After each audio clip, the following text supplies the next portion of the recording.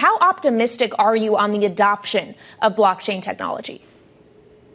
I'm actually pretty optimistic, and I would actually say that this is somewhat conservative view.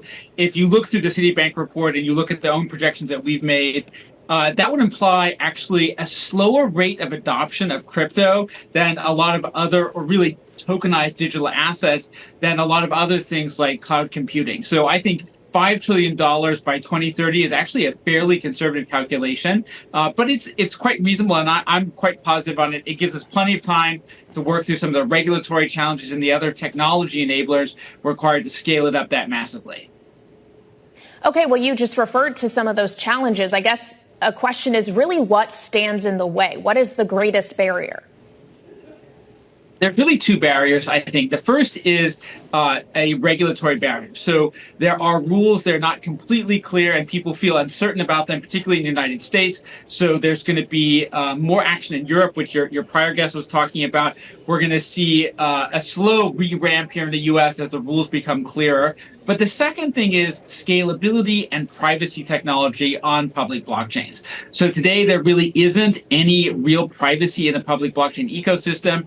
But if we're going to have people keep their major investments, if we're going to have people track real world assets, which are uniquely identifiable, then we're going to have to get through and deploy privacy technologies into the public blockchains with identification, and not for anonymity, but for confidentiality.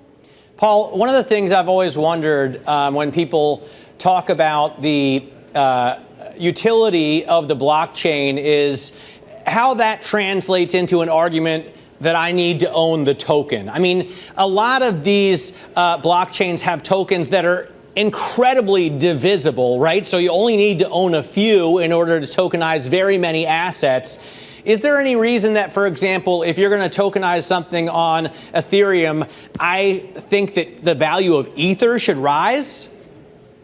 So that's one of the toughest questions that exists for people who transact in this space, because in general, they talk about sort of the cost of Ether you need to do a transaction is in terms of gas.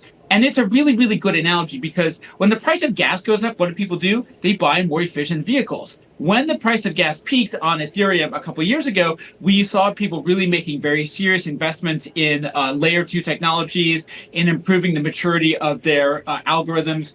Over the last 5 years, for example, we've improved the efficiency of our privacy technology by a factor of 1,000. Now, I think it's really hard to predict. Is there going to be 1,000 times more demand? I think eventually, yes. One of the lessons from the world of computing seems to be that the industry gets larger, even though the costs get lower, because people consume much more of this transaction capability and processes. So broadly speaking, I think there is a possibility of a good relationship between demand and the value of the underlying sort of ecosystem asset, particularly in the case of Ethereum, where the asset is used to pay for transaction costs. That's really, really important. How much of a stumbling block is the SEC's, the concerns that the SEC has about staking to Ethereum? I think it's a medium-sized one. I believe it's going to get worked out. One of the things that I'm really bullish on, and people don't talk a lot about, is the fact that actually there's dozens of use cases for the enterprise that aren't financial services. You don't need regulatory approval to do inventory management, physical asset management, supply chain management, procurement operations. It's great if you can add the financial component. You can do things like borrow against the value of your inventory. But for a lot of enterprises, we're going to see really rapid growth in blockchain adoption that's unrelated to financial engineering and is much more focused on business operations. And we believe, our own forecast is that Ethereum in particular is going to become the foundation system for B2B integration and collaboration.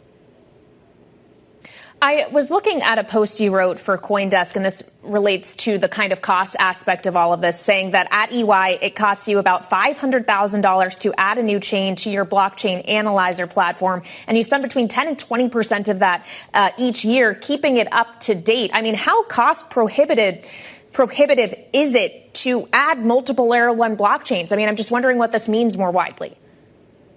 So I believe that actually what's happened is we've reached the point where there are too many layer 1 blockchains. And in particular, the technology industry loves standards. So I think we're consolidating towards really just one for programmable tokenized assets, which is Ethereum. And then Bitcoin will continue to be a high value digital asset. But I think for enterprise users, it's going to be Ethereum. And really, a lot of the innovation action and the bulk of the transaction business today is shifting into Ethereum layer 2s. So I think actually the path forward for most other layer 1s is probably they're going to have to reshape their business to become a layer 2 on Ethereum.